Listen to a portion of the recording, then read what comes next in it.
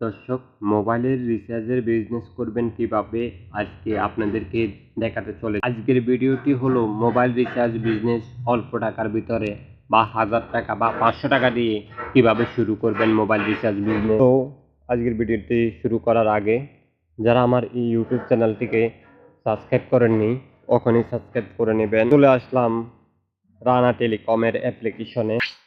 চলে আসার পরে আপনার পিন চাবে, আপনি অ্যাকাউন্ট খুলবার টাইমে যে পিনটি দিয়েছেন 4 অক্ষরের এই পিনটি চাবে।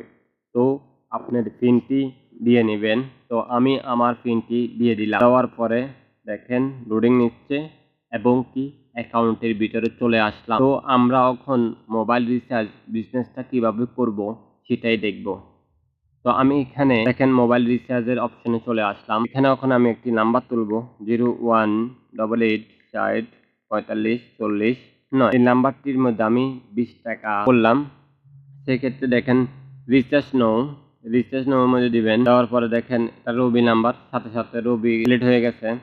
এখন আপনার থেকে আপনি 20 টাকা রিচার্জ দিলে তারা কোম্পানি আপনার থেকে 19 টাকা 700 পয়সা কাটবে এবং কি 300 পয়সা আপনার লাভ থাকবে। তো এখানে দেখতেই পাচ্ছেন এখানে এমবির প্যাকেজ, মিনিট, অফার, রবি সিমে যতগুলো অফার আছে এগুলো দেখাবে। তো আমি যদি এখন এই টাকাটা আমার এই 19 টাকা আমি 20 টাকা সেন্ড করছিলাম, সেক্ষেত্রে যদি আমি এখন একটা অফার পছন্দ হয়েছে 38 টাকা সেটা দিতে যাই, সেই অফারটার উপর চাপ দিলাম।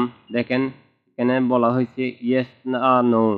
আমি যদি ইয়েসে দিই এই টাকাটা 38 টাকা সিলেক্ট হয়ে গেল। 38 টাকার মধ্যে আমার থেকে কাটতে আছে 37 টাকা, 38 টাকা 400 পয়সার মতন, 430 পয়সার মতন কাটতে। আর যেটা 570 800 পয়সার মতন, 800 900 পয়সার মতন যেটা আছে এটা আপনার লাভ হইতে। তো এখন যদি আমি এখানে কন্টিনিউ ইয়েসের কন্টিনিউতে চাপ দিই, সিও কন্টিনিউ এটার মধ্যে চাপ দিই, তার সাথে সাথে রিচার্জটা চলে যাবে 5 সেকেন্ডের ভিতরে। তো চলে আসলাম। এখন যদি আমি এখন রিচার্জ করতে যাই সেক্ষেত্রে তো আমার ব্যালেন্স নিতে হবে। আমি ব্যালেন্স কোথা থেকে নেব? দেখেন add balance add add money এখানে দিমু, অ্যাড মানি দিমু। দেওয়ার সাথে সাথে দেখেন এখানে শো করছে কত টাকা নেবেন আপনার অ্যাকাউন্টে। আপনি 100 পারবেন, 10 টাকার নিচে হলে হবে না, 10 টাকার উপরে পর্যন্ত হতে হবে। সেক্ষেত্রে যদি আমি 50 টাকা দিই, 50 টাকা দিয়েও আমি রিচার্জটা করলাম। যদি আপনার পার্সোনাল ইউজ করার জন্য নেন সেক্ষেত্রে আরও ভালো।